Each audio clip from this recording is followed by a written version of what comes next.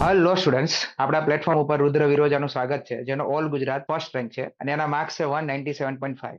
એનો મતલબ એનો 100 માંથી એક જ ક્વેશ્ચન ખોટો પડ્યો છે, જે આજે આપણી સાથે છે અને જે આપણી પાસેથી મેથ્સ શીખ્યા હતા. એને આપણે કેટલાક ક્વેશ્ચન પૂછીશું, જે એમના આન્સર આપશે. અને ખાસ કે તમે DDCET ની તૈયારી હવે કરો છો તો કઈ રીતે કરવી જોઈએ, કઈ ભૂલ ના કરવી જોઈએ. ઓકે, એ ખાસ તમારે રુદ્ર પાસેથી શીખવાનું છે. તો રુદ્ર, મોસ્ટ વેલકમ. Yes sir. હવે પહેલો ક્વેશ્ચન અમારો એવો છે કે રેન્ક 1 આવ્યો, ઓલ ગુજરાત રેન્ક 1.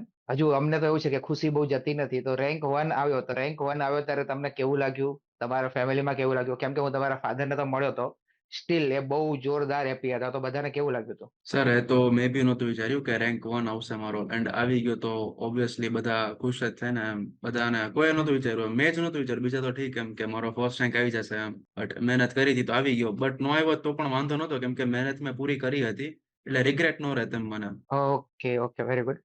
અચ્છા, હવે ખાસ એ જાણવું છે કે રેન્ક 1 માટે તારી સ્પેશિયલ સ્ટ્રેટેજી શું હતી, તે કઈ રીતે મહેનત કરી હતી અને કેટલા કલાકનું આશરે તારું રીડિંગ હતું, એમ એવરેજ? હું સર 12+ અવર તો કરતો જ હું. 12+ અવર આરામથી રોજે કરતો. એન્ડ સ્ટ્રેટેજીમાં કે પહેલા હું બધું આખો સિલેબસ પતાવી નાખું એન્ડ પછી એમના MCQ ચાલુ કરું. એન્ડ જ્યારે MCQ કરતો હોય ત્યારે મને જે MCQ નો આવડ્યો હોય ફર્સ્ટ ટાઈમમાં, એ MCQ એક બુક રાખી હતી. એ બુકમાં હું MCQ લખી લેતો હોય, પછી રેફર કરવા થાય કે મારે આ MCQ ખોટો પડ્યો હતો તો બીજી વાર મારે ખોટો ના પડે. ગમે સિલી મિસ્ટેક્સ કે ગમે એ થયું હોય, એ બુકમાં હું લખી લેતો આખો MCQ ઓપ્શન ચારે, એટલે ખબર પડે. એકવાર રિફર કરી લો એટલે પાછી એ જ ભૂલ પાછી બીજી વાર ન થાય.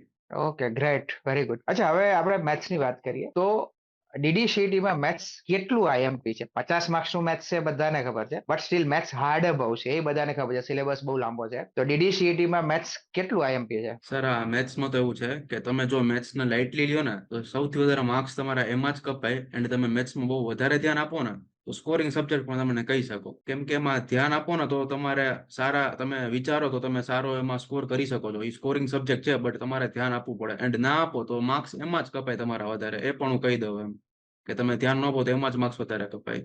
એકદમ સાચી વાત, પરફેક્ટ વાત રુદ્રએ કીધી, જે મારા મગજમાં હતી. ઓકે. અચ્છા, હવે મેથ્સની તૈયારી ત્યાં આપણા પ્લેટફોર્મ ઉપરથી કરી હા. હતી. ઓકે. તો અત્યારે ઘણાને પાછું એવું છે કે સર, હવે મેથ્સ માટે ક્યાં અલગથી તૈયારી કરવી અથવા અલગ પ્લેટફોર્મથી તૈયારી કરવી, એટલું ક્યાં ખર્ચો કરવો, એમ લાઈક ઘણા બધાના મગજમાં હોય છે. તો તને આપણા પ્લેટફોર્મ ઉપરથી તૈયારી કેવી લાગી હતી અને કેવી મજા આવી હતી? ઓનેસ્ટી કહેજે એકદમ. સર એ તો હું સાચું જ કહું છું કે હવે મેથ્સનું મને બીજા એકેય થી મને આવું શીખવા ન જ મળે. ગમે એટલું હું ગમે એટલા કોર્સ ફોફરી નાખત ને, હું ફોફરી નાખત તોય મને આટલો ક્વોલિટી કન્ટેન્ટ મને ન મળે. કેમ કે તમારી જે ટ્રિક્સ છે ને, હું એમાં જ ફિદા છું એમ. બહુ મસ્ત ટ્રિક્સ તમે શીખવાડી છે એમ, બધા ચેપ્ટર્સની અલગ અલગ, એટલે મગજમાં બેસી જાય એમ. ક્યારેય ભૂલ નથી પડી મારે એમ. યસ. ઓકે. અચ્છા, આપણે બધા જે અલગ અલગ ચેપ્ટર શીખ્યા હતા, મેથ્સનો સિલેબસ તો બહુ લાંબો છે, ઘણા બધા ચેપ્ટર્સ હતા, બરાબર? ડિફરન્શિએશન, ઇન્ટિગ્રેશન, કોઓર્ડિનેટ હતું, વેક્ટર્સ હતું, યસ. પછી ટ્રીગો હતા, બધા ચેપ્ટર્સ હતા. તો એ બધા જે ચેપ્ટર્સ હતા, એકચ્યુઅલમાં ચેપ્ટર્સ બહુ હાર્ડ છે, હું એ કહું છું, હું એ સ્વીકારું છું. તો તને કયા ચેપ્ટરમાં મજા આવી હતી?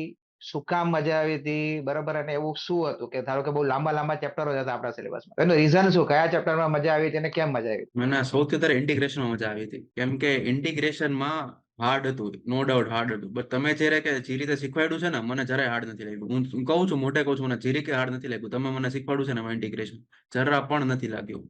કેમ કે તમે એમાં જે રીતે તમને સમ્સ કરાવે છે કે ડીડીસીટી સ્પેસિફિક તમને અમને મેથડ કરાવી છે એમ. એની પ્રોપર લાંબી બહુ મોટી મોટી મેથડ થી કરવા જાય તો આખું તમારું પેપર પૂરું થઈ જાય. અને તમે જે અમને ટ્રિક્સ થી કરાવ્યું છે એનાથી એકદમ ઈ જ સમ તમારા 10 સેકન્ડની અંદર થઈ જાય એમ. એટલે ઈ જ બહુ મોટી વાત છે એમ. તમારો ટાઈમ બહુ બચી જાય. એન્ડ એ મને બહુ કામ આવ્યું છે. ઇન્ટિગ્રેશન અને ડેરિવેટિવમાં પણ મજા આવી હતી. એમાં પણ એવું જ હતું, બહુ મોટા સમ હતા, તમે સારી ટ્રિક્સ થી તમે કરાવી દીધા હતા. એન્ડ હજી એક કહું, લિમિટમાં પણ મજા આવી હતી. એમાં પણ તમે મસ્ત ટ્રિક કીધી હતી. આખું ચેપ્ટર ટ્રિક થી થઈ ગયું હતું મારું તો એ. Okay, very good. ઓકે.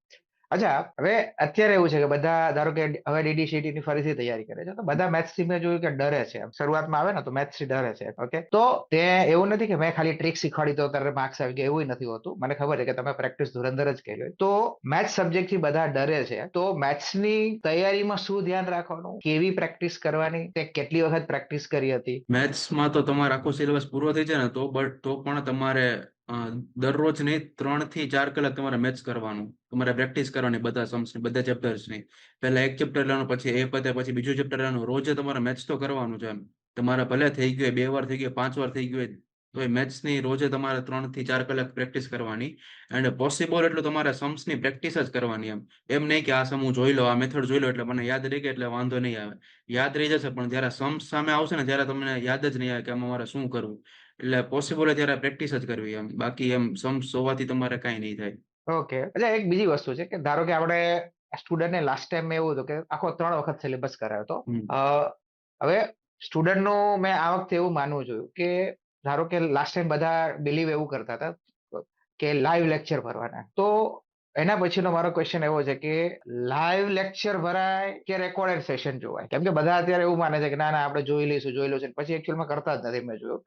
અને એનું મને બહુ દુઃખ છે સ્ટુડન્ટ કરતા. તો લાઈવ લેક્ચર સારા કે રેકોર્ડેડ સેશન સારા મેથ્સમાં? તમારી કન્સિસ્ટન્સી હોય તો તમે રેકોર્ડ પ્રિફર કરી શકો છો. તમે તમારા ટાઈમે જોઈ લેતા હોય તો તમે પ્રિફર કરી શકો છો. એમ નહીં કે આજે નથી જોવા, રેકોર્ડેડ જ છે ને પછી અવેલેબલ છે જ. એમ નહીં. તો તમે રોજના રોજ રેકોર્ડેડ તમે જોતા હોય તો વાંધો નથી. બાકી લાઈવ અટેન્ડ કરવાના એમ. હું રેકોર્ડેડ જ પ્રિફર કરતો કેમ કે મારા ટાઈમે હું જોઈ લેતો ગમે ત્યારે. એકે લેક્ચર સ્કીપ ન કરતો હું.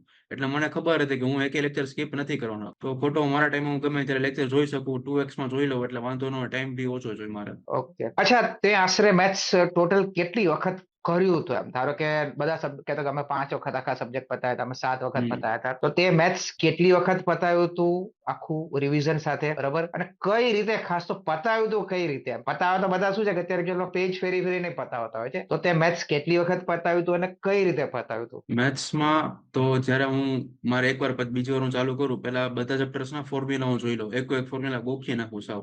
અને ફોર્મ્યુલા તો હું છે ને રોજે લખતો જ. બધા ફોર્મ્યુલા રોજે એકવાર લખી નાખતો. એટલે એક ચેપ્ટરના મતલબ એમ. એટલે એકહારે બહુ લોડ ના વધે. એટલે ફોર્મ્યુલા તો મને યાદ રહી ગયા હતા. એન્ડ પછી મારે એ મેથ્સનું રિવિઝન કરવું હોય તો હું પહેલા મેં મારા ખોટા પડેલા મેં સમ્સ લખ્યા છે પહેલા એ સમ્સ જોઈ લઉં. એન્ડ પછી મારી પાસે જે પ્રેક્ટિસ માટેના એમસીક્યુઝ હોય ને હું એ બધા સોલ્વ કરું. એન્ડ એમાંથી પણ જે મને અઘરા લાગતી કે ખોટા પડ્યા હોય એવું કંઈ હોય તો એ પાછા હું મારી બુકમાં લખી લઉં. એન્ડ પાછો બીજી વાર કરું ત્યારે આવી રીતના જ કરું કે આખું પહેલા ફોર્મ્યુલા બધું કરી લઉં.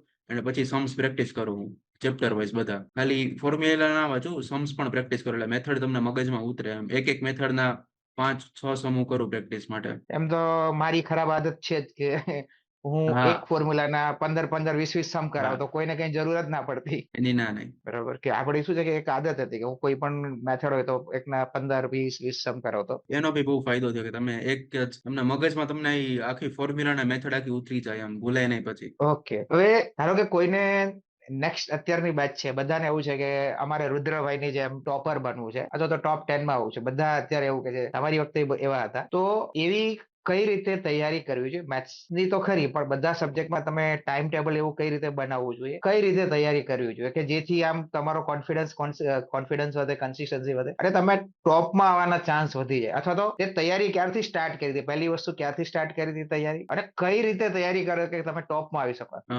એમાં એવું છે મેં તો જરાક લેટ ચાલુ કર્યું હતું. મેં તો નવેમ્બરમાં ચાલુ કર્યું હતું. હમ. એન્ડ પછી બટ હું બહુ ટાઈમ આપતો એમ 12 to 13 અવર્સ આપતો એમ. નવેમ્બરથી જ આપતો હું. મેં કેવું કર્યું હતું મેં પેલા આખો સિલેબસ એકવાર પતાવ્યો હતો.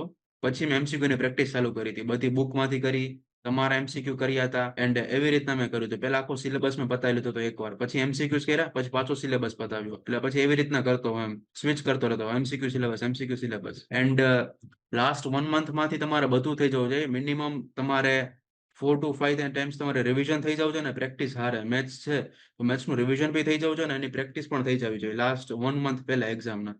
એન્ડ એક્ઝામના 1 મંથ બાકી હોય ત્યારે તમારે ખાલી રિવિઝન જ કરવાનું એમ. મેથ્સની પ્રેક્ટિસ કરવાની અને બાકી બધા સબ્જેક્ટનું રિવિઝન તમારે કન્ટિન્યુઅસલી કરતું રહેવાનું. એન્ડ હા, મોસ્ટ ઇમ્પોર્ટન્ટલી તમારે બંને એટલા પોસિબલ હોય એટલા છે ને બધેથી તમારે ફૂલ સિલેબસના પેપર આપવાના. પોસિબલ એટલા વધારે આપવાના એમ. જેટલા તમે વધારે આપશો એ જ તમને, કેમ કે તમને ટાઈમ મેનેજમેન્ટ તમને એમાંથી ખબર પડશે કે કેવી રીતે તમારે ટાઈમ મેનેજ કરો. તમે જ્યાં સુધી પેપર જ નહીં આપો ફૂલ સિલેબસ તો તમને કાંઈ નહીં થાય. એ જ ઇમ્પોર્ટન્ટ છે, સૌથી વધારે ઇમ્પોર્ટન્ટ છે. ઓકે, ઓકે, સમજી ગયો. અચ્છા, એ જ ક્વેશ્ચન હું પૂછવાનો હતો નેક્સ્ટ કે તે આશરે કેટલી મોક આપી હતી અને મોકમાં તારા કેવા માર્ક્સ આવતા હતા? અને કદાચ ઓછા શરૂઆતમાં આવે પહેલી મોકમાં, બીજીમાં, તો હાઉ યુ ઇમ્પ્રુવ કઈ રીતે કર્યું? મોક તો મેં 30 પ્લસ આપેલી છે. બધેથી મેં મોક આપવાની ટ્રાય કરી છે. બુક્સની પણ આપી છે, પીવાયક્યુઝ બધા આપ્યા છે. એન્ડ જે બીજા બધેથી મોક આવતી એ બી આપી છે. મારે પેલા તો મારા 170 પ્લસ આવતા, એન્ડ ત્યારે 170 પ્લસ હતું ને ત્યારે મેં નોટિસ કરતો કે મારે મેથ્સમાં સિલી મિસ્ટેક બહુ થતી.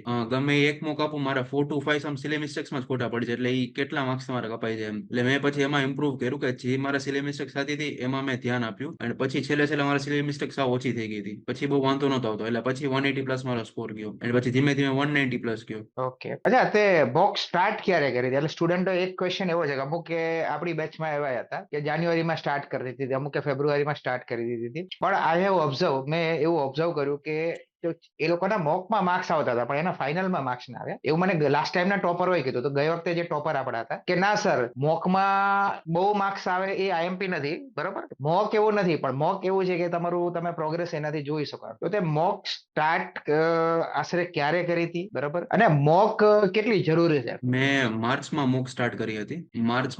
માર્ચ એન્ડમાં સ્ટાર્ટ કરી હતી મોક આપવાની મેં. એન્ડ મોક તો એ જ, એનાથી તમારું સાચું ઇવેલ્યુએશન થાય. કેમ કે એમાં બધે સબ્જેક્ટ એકારે આવે અને તમને ખબર પડે કે તમે એકારે તમે કેવી રીતના આખું પેપર અટેન્ડ કરો છો. તમારા ટાઈમ મેનેજમેન્ટ તમને ખબર પડે કે તમારે કયા સબ્જેક્ટમાં કેટલું તમારા ટાઈમ દેવો એ તમને ખબર પડે. એટલે મોક તો બને એટલી વધારે દેવાની, એન્ડ ઉતાવળ નહીં કરવાની. એમ નહીં કે ભાઈ હું જાન્યુઆરીથી મોક આપવાનું ચાલુ કરી દઉં એટલે પછી મારા વાંધો નહીં આવે. એકવાર તમારે સિલેબસ પ્રોપર પૂરો થઈ જવો જોઈએ, 4 to 5 ટાઈમ્સ તમારે રિવિઝન થઈ જવું જોઈએ, પછી તમારા મૂક દેવાની. મૂક દેવામાં ઉતાવળ નહીં કરવાની. એટલે માર્ચ એન્ડ સુધીમાં મારે 4 to 5 ટાઈમ્સ મારો સિલેબસ પૂરો થઈ ગયો હતો, એટલે માર્ચ એન્ડ એપ્રિલ સ્ટાર્ટમાં મેં મૂક આપવાની ચાલુ કરી હતી. Okay, great. સ્ટ્રેટેજી તો તારી બહુ પરફેક્ટ હતી, એકદમ પરફેક્ટ, બરોબર. અચ્છા, હવે મેથ્સમાં સિલી મિસ્ટેક, ઓકે, હું મારા અહીંથી એન્ડથી બહુ કહેતો હોઉં છું, પણ સ્ટુડન્ટ તરીકે તું કહીશ તો બધાને બહુ ફરક પડશે કે મેથ્સમાં સિલી મિસ્ટેક જે થાય છે. મેં જોયું કે તે કીધું તારીએ થતી હતી. તો સિલી મિસ્ટેક ઇમ્પ્રુવ કઈ રીતે કરવાની? How to improve silly mistake? હું મારું કહું ને તો મારે તો મેથ્સમાં સિલી મિસ્ટેક્સ એમ ઇમ્પ્રુવ થઈ કે મારે ગમે સાવ નાની નાની સિલી મિસ્ટેક હોય ને, ગમે સાવ નાનામાં નાની થઈ હોય ને, એ બી હું ક્યાંક લખી લેતો, આખો એમસીક્યુ લખી લેતો, એન્ડ નીચેનું સોલ્યુશન લખી લેતો. સાવ નાની હોય ને તોય લખી લેતો, એન્ડ મારે એનાથી ઇમ્પ્રુવ થઈ છે. અને હું પછી રિફર કરી લઉં કે મારે આ જગ્યાએ સિલી મિસ્ટેક્સ થઈ છે તો મારે અવોઇડ કરવી, આ મેથડમાં થઈ છે તો આ મેથડમાં મારે થોડુંક વધારે ધ્યાન દેવું જોઈએ, નિરાતે સમ્સ કરવાનો. એન્ડ એમાંથી મારે ઇમ્પ્રુવ થઈ હતી સિલી મિસ્ટેક્સ. અને તમે એ સમ પાછો લખી નાખો ને એટલે તમને ચાન્સીસ છે કે એ જ તમારા મિસ્ટેક તમારો ઓછી થાય. તમે એકવાર આખી પ્રોપર રીતે મેથડ રીતે કરો ને સોલ્વ, એટલે ચાન્સ છે કે એમાં તમારી સિલી મિસ્ટેક્સ થાય જ નહીં. Okay, great. હવે ફરી પાછું એક વખત એક વચ્ચે ક્વેશ્ચન લઈ લઈએ. ક્યાં એડમિશન લેવાની તમારી ઈચ્છા છે અને આગળ આગળ શું કરવું છે? મારે નિરમામાં જ ઈચ્છા છે, નિરમા એન્જિનિયરિંગમાં, કોમ્પ્યુટર એન્જિનિયરિંગ. પછી આગળ કઈ બીજું કરવાની ઈચ્છા ખરી? આગળ ગેટની પ્રિપરેશન હું કરીશ માસ્ટર્સ માટે, એન્ડ જોઈશ. હા, અને નિરમામાં ઓપોર્ચ્યુનિટી સારી મળશે મને તો જોઈ તો જોબ કરી લઈશ, ઓપોર્ચ્યુનિટી મળે એ પ્રમાણે. બાકી ગેટ તો છે જ એમ. ના, ગેટ યુ શુડ ટ્રાય. તારે, હું તને કહું છું, ગેટ કરવી જોઈએ. તું કરી શકે એમ છે ને આરામથી તું કરી લઈશ. મને એટલો ટ્રસ્ટ છે કેમ કે તારું જે નોલેજ છે ને ફંડામેન્ટલ બહુ જોરદાર છે, એટલે તું કરી લઈશ અને મસ્ટ બી તારે કરવી જ જોઈએ. હવે એક આપણા લેક્ચરમાં એવું કઈ આમ યાદગાર કિસ્સો ખરો કોઈ કે જે તને કદાચ કોઈ યાદ હોય, આમ લેક્ચરમાં ભણાવતો મારો કોઈ કિસ્સો? એનીવન? ભણાવતા ને ત્યારે મજા જ આવે રાખે. તમે મસ્તી એ કરાવી લો, ટાઈમે ટાઈમે બધું કરાવી લો. એટલે તમે મને, હું સાચું કહું ને, તમારા લેક્ચર મને ક્યારે કંટાળો આવ્યો જ નથી. એમ નથી કે આળસ આવે કે નથી પૂરો લેક્ચર હવે મને અહીં કંટાળો આવે, એવું ક્યારે નથી. મસ્ત તમારો લેક્ચર જોતો હોય ને તો મજા જ આવે રાખે. તમે મસ્તી કરાવતા હોય ને એટલે તમને લાઈટ લાઈટ આવે, એમ પ્રેશર જરાય ફીલ ન થાય તમારા લેક્ચરમાં. ઓકે, અચ્છા, હવે એક છેલ્લો ક્વેશ્ચન કે સ્ટુડન્ટોને આપણે સલાહ આપવાની હોય તારે નેક્સ્ટ હમ ડીડીશેટ માટે. અત્યારે હમ એ લોકો પાસે ખાસો ટાઈમ છે, તૈયારી હજી એ લોકો સ્ટાર્ટ હમ કરી છે, અને ઘણા એવા છે કે જે સિરિયસલી કરવા માંગે છે પણ એમની પાસે ગાઈડન્સ નથી, પ્રોપર વે નથી. તો તું એને આમ આરામથી વિચારીને કે એમને તું શું સલાહ આપીશ કે જે લોકોને સિરિયસલી તૈયારી કરવી છે, ખબર નથી પડતી, કોઈ પાથ નથી, અને હજી એમની પાસે ઘણો 10 મહિનાનો ટાઈમ હજુ છે, તો એ હમ. લોકોએ કઈ રીતે બધું બનાવીને કરવી જોઈએ, ટાઈમ ટેબલ વોટેવર? હજી તો ઘણો ટાઈમ છે એમની પાસે, એટલે બહુ નિરાતે તમારે પ્રોપર કરવાની. એમ નહીં કે આ એક વસ્તુ છે તો હું આ બીજી વાર જયારે રિવિઝન કરીશ એના માટે બાકી રાખું છું ત્યારે હું એના ભેગું કરી લઈશ, એવું કાંઈ નહીં રાખવાનું. તમારે બહુ જજો ટાઈમ છે એટલે આખો પ્રોપર તમે એકવાર સિલેબસ આખો પૂરો કરી નાખો, સાવ પ્રોપર કરી નાખો. એન્ડ ભેગા ભેગા તમે એમસીક્યુ સોલ્વ કરતા જાઓ, કે જે પૂછાય છે એ બધું સોલ્વ કરતા જાઓ, તમારી નોટ્સ બનાવતા જાઓ પ્રોપર. હજી તમારી પાસે બહુ ઘણો ટાઈમ છે એટલે નિરાતે બધું કરતા જાઓ. એન્ડ ક્યાંય અટકો તો આહિર સર તો છે જ તમારા મેથ્સમાં, એ તો કઈ તમારું ઉપાધિ નથી. બીજું તો હા, બસ એ જ તમારે ધ્યાન રાખવાનું. હજી પ્રોપર કરો, તમારે કઈ હજી ટાઈમ નહીં, કઈ તમારો અભાવ નથી, એટલો થઈ જશે આરામથી. યસ. અચ્છા, હજુ અમારે એક બીજું હતું, એક ક્વેશ્ચન મને આમાંથી યાદ આવી ગયો કે અમુક સ્ટુડન્ટને સ્ટાર્ટિંગમાં ઓછા માર્ક્સ આવે છે, એટલે મેં એમને કીધું, મેં કીધું બધાને ઓછા જ આવતા હોય છે. મેં કીધું એવું નથી કે પહેલે જ દિવસે તમારે, ધારો કે હમણાં અમે પહેલી ટેસ્ટ લીધી, બીજી ટેસ્ટ લીધી, તો બધાને એવું છે કે સ્ટાર્ટિંગમાં ઓછા માર્ક્સ હોય છે. મારા ક્વેશ્ચન થોડા કન્સેપ્ચ્યુઅલ હંમેશા પહેલેથી નિયમ છે. હું ક્વેશ્ચન કન્સેપ્ચ્યુઅલ જ બનાવું. તો પહેલી જ વખત મેં સર આ તો માર્ક્સ જ નથી આવતા. એટલે હું એવું એક્ઝામ્પલ આપું કે ના ના બધાને એવું જ હોય મેં કીધું. સ્ટાર્ટમાં માર્ક્સ ના આવતા. હવે તું છેલ્લી વખત કહી દે કે શું હોય રિયલી. હું જ કહું ને તો મારે જ આહિર સરની ટેસ્ટમાં મારે 30-40 આવતા, મારે બહુ ના આવતા મેથ્સમાં. એટલે અમારે 30-40 આવી જતો તો હું રાજી થઈ જતો. આ 40 અપ આવી ગયા મારા માર્ક્સ. એટલે માર્ક્સ તો મારે ઓછા જ આવતા, એમાં કઈ મૂંઝાનું ન હોય એમ. એ તો આવે, તમારે પ્રેક્ટિસ કરતી રહેવાની એમ, કન્સિસ્ટન્ટ રહેવાનું, એટલે ઇમ્પ્રુવ કરવાનું, ઇમ્પ્રુવ થવા જોઈએ એમ તમારા માર્ક્સ એમ. ઓછા તો આવે સ્ટાર્ટિંગમાં બધાને ઓછા, મારે ઓછા જ આવતા 30-40 આવતા, એટલે એ તો બહુ ઓછા કહેવાય. ઓકે, તો ચલો હવે આપણે પૂરું કરીએ. પણ હજી એક વખત છેલ્લો ક્વેશ્ચન લઈ લે કે સ્ટુડન્ટને આ એક બહુ કન્ફ્યુઝન છે મેથ્સને લઈને કે સર મેથ્સ અલગથી અમારે કરવું જોઈએ, ના કરવું જોઈએ, આહિર સર પાસે કરીએ, ના કરીએ, અલગથી કોર્સ લેવો જોઈએ, ના લેવો જોઈએ. છેલ્લી વખત સજેશન આપી દે એમને તારા તરફથી હું તો કહું કે છું વસૂલ હતું કે 100 નહીં, ને આપણે જે 3 વખત ભણ્યા, ટ્રીક બધી શીખ્યા, કેલ્ક્યુલેટર ટ્રીક શીખ્યા, બધું વસૂલ હતું કે નહીં એમ. 120% તમારે આહિર સરનો કોર્સ લેવો જોઈએ. હું તો કહું જ છું, છાતી ઠોકીને કહી શકું કે તમને આવું મેથ્સ તમને ડીડી સેટ નું ક્યાંય નહીં મળે, ક્યાંય મળે જ નહીં. હું કહું છું ને, કેમ કે મેં જોયેલું છે બધે, એટલે હું કહું છું કે મેં બધે જોયેલું છે કે મેથ્સ બધેનું મેં જોયેલું છે. મને કોઈનું ન ફાવ્યું, મને આહિર સર એકનું જ મેથ્સ ફાવ્યું. એવું તો હું કહી શકું કે આવું મેથ્સ તમને ડીડી સેટ નું ક્યાંય નહીં મળે. એ તો હું કહું જ છું, 110% નહીં મળે. ઓકે બેટા, ચલો આપણી સાથે હતો આ આપણો DD set rank 1 all Gujarat Rudra Virocha. Okay, all the best બેટા યોર ફોર યોર ફ્યુચર. અને યસ, ફરી મળીએ. Thank you, sure sir. Okay બેટા, બાય.